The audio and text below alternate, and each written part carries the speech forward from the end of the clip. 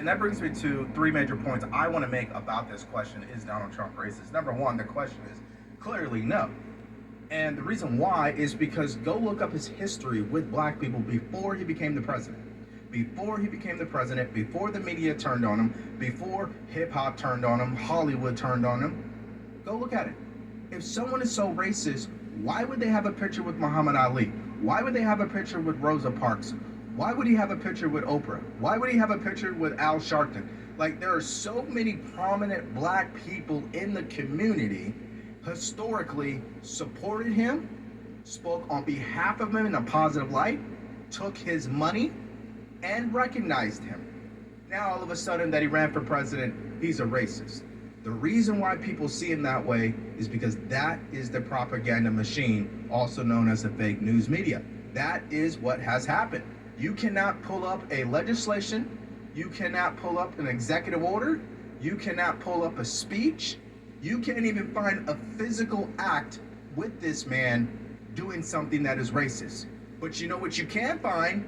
You can find President Biden saying things that are racist, saying that he didn't want his kids to go to the same school as black people. He called it a jungle.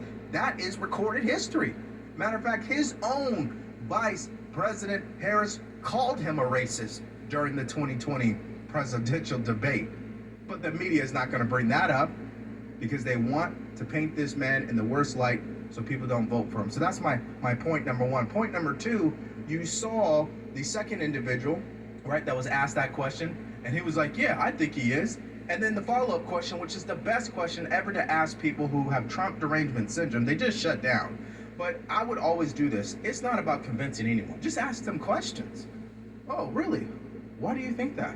Oh, well, you know, I just don't like him. Okay, so if you don't like somebody, that means they're racist, right? Well, I just think he's a mean person. Oh, so if he's mean, he's racist. You see, Matt, it just doesn't add up. And that's what's wrong with the country is we throw out these labels, like the word racism, and we water it down. And we try to use it as a word for everything, and it's not. And then the third point, which is what the Barbara was making, was there's a lot of people close to Donald Trump, people who have worked for him, people have seen him in business, and have nothing but nice things to say. That does not mean he's a perfect person, but it definitely does not mean he's a racist. And so you see what their mindset is, and so that kind of leads us to the point of the video where CNN decided to respond to this story, and let's just say their response was quite embarrassing. Let's play that. Harrisburg, Pennsylvania CBS network anchor went to a central Pennsylvania barber shop seeking some candid conversation. Among the revelations, that some of the black men that he interviewed did not regard Harris as black. Is Kamala going to make you a little more likely or less likely to vote Democrat? Hold on, wait, first, Greg, hold on, Greg. Is Kamala black, yes or no? I'm gonna let her speak on that. But to me, no. Oh, is Kamala black, yes or no? I share that same view. Wow, is Kamala black, yes or no? I heard she's half black and half Asian. When I played that audio on my SiriusXM radio program on Thursday, many callers who self-identified as African American were quick to tell me that those men were the exception, not the rule. Some described them as low information voters, no different than you find among whites.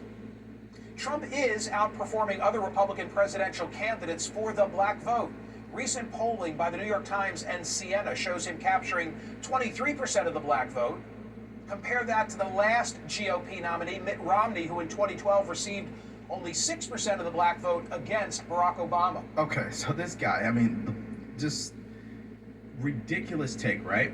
They are the exception, not the rule. How about those callers that called in? Are they the rule or are they the exception? Like, where does he get off trying to debunk that? I find that to